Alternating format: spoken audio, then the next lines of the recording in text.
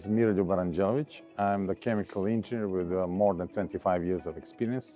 I've been working in operation, commissioning startups, engineering and project management. Currently, I'm at the position as a lead engineer for the technology or process supervising, and within the department for the development and the realization of the investment of the refining block of the NIS oil company.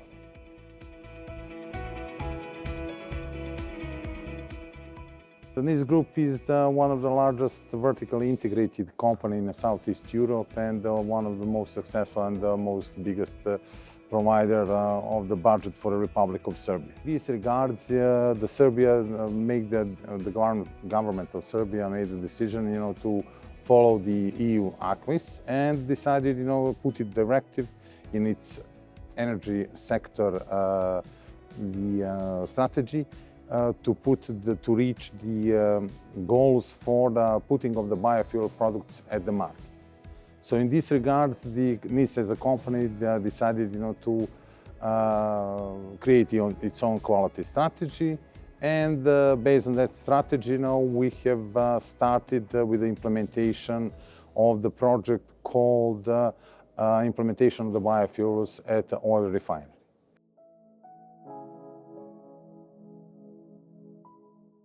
I was speaking about the generalities for the blending, a little bit about biodiesel production, a mixing of the Eurodiesel with B100 or a FAME biocomponent.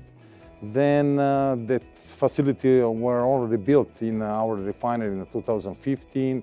The part of this new project is just upgrading with a different type of the inline blending. And then the biogasoline, with the addition of the bioethanol and the ETB.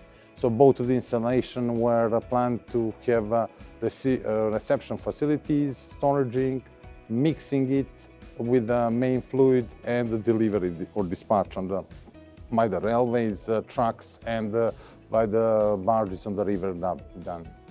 So the overall percentage which we need to achieve up to the 2030 is 6.5% of the B100 or FAME into the biodiesel, then up to the 9.5% of the oxygen components, biocomponents, namely the ethanol and the ETBE, within the gasoline products. So the project is already in completed the basic design until the level of the detailed engineering, and we are hope that we will make the realization of that project in a short time.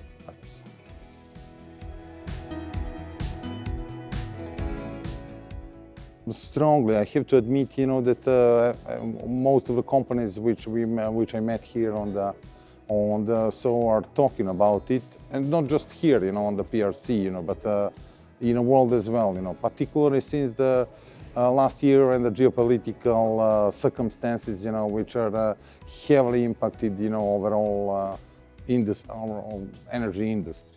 So anyway, I believe, that the way forward in this regards, is the regulation, from the policy makers and from the decision makers, so in the way that, for example, like 80s was done in the environment, or 90s in a safety, or with IT improvements, in 2000 and 2010s, so this is some kind of this big leap, which we need to make, and we are on the path of that, so it's good.